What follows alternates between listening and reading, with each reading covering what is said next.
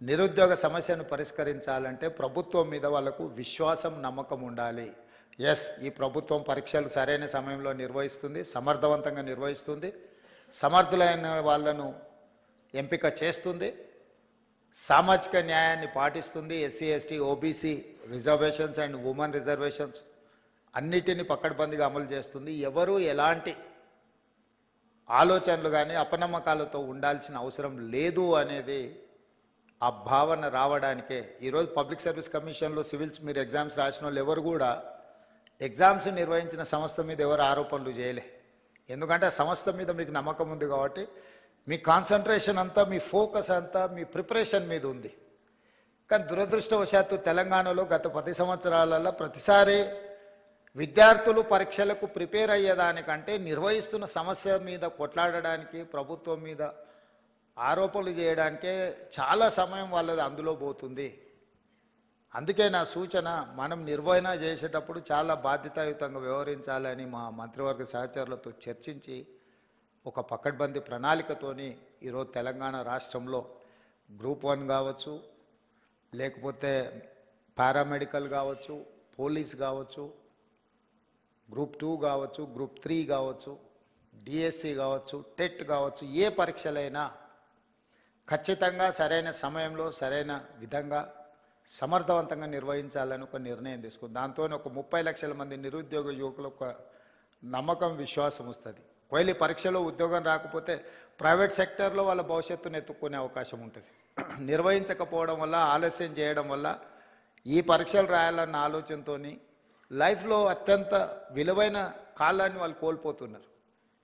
తెలంగాణ రాష్ట్రం వచ్చినప్పుడు 22 సంవత్సరాల నుండి ఎగ్జామ్స్కు ప్రిపేర్ అవుతున్న పిల్లవాడు 10 సంవత్సరాలు 32 ఏళ్ళు వచ్చినా పరీక్షలు రాయలేకపోయిందంటే అతని లైఫ్లో అత్యంత ముఖ్యమైన సమయం కాలం గడిచిపోయింది. 10-12 సంవత్సరాలు ఒక మనిషి లైఫ్లో నుంచి మాయమైపోయిందంటే అతని ఏజ్ కానీ, అతని ఫ్యామిలీ కానీ, వాళ్ళ బాధ కానీ, ఆ ఎనర్జీ కానీ నిజంగా నిరుపయోగం అవుతుంది, దుర్వినియోగం అవుతుంది. అందుకే స్పష్టంగా ప్రణాళికబద్ధంగా క్యాలెండర్ డేట్స్ ప్రకారం రేపు అసెంబ్లీలో క్యాలెండర్ డేట్స్ కూడా డిక్లేర్ చేసి రాష్ట్ర ప్రభుత్వంలో వచ్చే ప్రతి ఖాళీలను 31 మార్చ్ లోపల అన్ని శాఖల నుంచి తెప్పించుకొని జూన్ 2 లోపల నోటిఫికేషన్లు ఇచ్చి బై డిసెంబర్ 9 ఎవ్రీ ఇయర్ ఎన్ని ఖాళీలు ఉన్నా భర్తీ చేసి వాళ్ళ నియామక పత్రాలు వాళ్ళ చేతికి అందించాలని మన ప్రభుత్వం నిర్ణయం తీసుకున్నది. ఈరోజు మిమ్మల్ని ఇక్కడికి పిలిచి మేమందరం కంప్లీట్ మంత్రివర్గం, మామూలుగా మా బలరాం నాయక్, సింగరేణి అధికారులను, బట్టి విక్రమార్క గారు చెప్పి వాళ్ళ ఆఫీస్లో కూడా మిమ్మల్ని పిలిచి చెక్లు ఇచ్చి పంపించి ఉండొచ్చు. కానీ మెకానికల్గా మేము ఆ జాబ్ చేయదలుచుకోలే. This is personal attachment. We wanted to encourage our students, we wanted to encourage our kids. Why? Because we have depended on youth.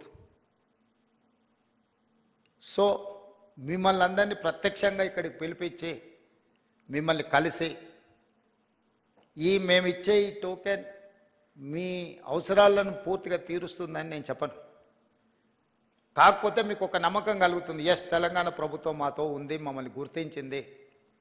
మిమ్మల్ని గుర్తించడం ద్వారా లక్షలాది మా విద్యార్థులకు ఒక సందేశాన్ని పంపదలుచుకున్నది మా ప్రభుత్వం. ఎస్, మీరు కష్టపడితే ఈ ప్రభుత్వం మిమ్మల్ని పిలిచి పర్సనల్గా కలుస్తుంది, మిమ్మల్ని అభినందిస్తుంది, మీ భుజం తడుతుంది అని ఒక సందేశాన్ని ఇవ్వడం కోసం రాష్ట్ర ప్రభుత్వం మంత్రివర్గం అంతా కదిలొచ్చి, ఇదేం మంత్రివర్గ సమావేశం కాదు, మీ స్టూడెంట్స్కి ఇచ్చే చిన్న ఏమంటారు గెస్ట్. అయినా ఎందుకు ఇంతమంది మంత్రివర్గ సహచరులందరినీ ఈరోజు ఈ వేదిక మీద కూర్చోబెట్టినామంటే మీ ద్వారా తెలంగాణ రాష్ట్రంలో ఉన్న నిరుద్యోగ యువకులకు ఒక నమ్మకం, విశ్వాసం కల్పించాలనేది మా ఆలోచన. ఇది మా బాధ్యత. మా బాధ్యత నెరవేర్చుతున్నాము అని నెరవేర్చడమే కాదు, నెరవేర్చినట్టు కనిపించాల్సిన బాధ్యత కూడా ప్రభుత్వాల మీద ఉంటుంది. అందుకే ఈరోజు మిమ్మల్ని అందరినీ ఇక్కడికి పిలిచి సింగరేణి సంస్థ ద్వారా మీ చదువులకి అంతో ఇంతో సహాయం అవుతుంది. ఇందులో చాలామంది డబ్బులు అవసరం లేని వాళ్ళు కూడా ఉండొచ్చు. కాబట్టి ప్రభుత్వం వైపు నుంచి మిమ్మల్ని అభినందించడానికి ఇది ఒక మంచి మార్గంగా ఆలోచన చేసి ఈ కార్యక్రమాన్ని ఏర్పాటు చేసినాం. తప్పకుండా ఇక్కడికి వచ్చిన 41 మంది విద్యార్థులు అందరికందరూ సెలెక్ట్ అయ్యి మళ్ళీ టాప్ ర్యాంక్ తీసుకొని తెలంగాణ స్టేట్కే, తెలంగాణ ప్రజలకే మన వాళ్ళకే సేవ చేయడానికి ఇక్కడ సర్వీస్లో జాయిన్ అవుతారని ఆశిస్తూ కష్టపడండి. మీరందరు సిస్టంలో ఉంటే మన వాళ్ళు ఎంతసేపు నా స్టేట్ లెవెల్ ఎగ్జామ్స్కే ప్రిపేర్ అయ్యేది మన మైండ్ సెట్లో అది ఒక మెంటల్ బ్లాక్ ఉంది మన స్టూడెంట్స్కి.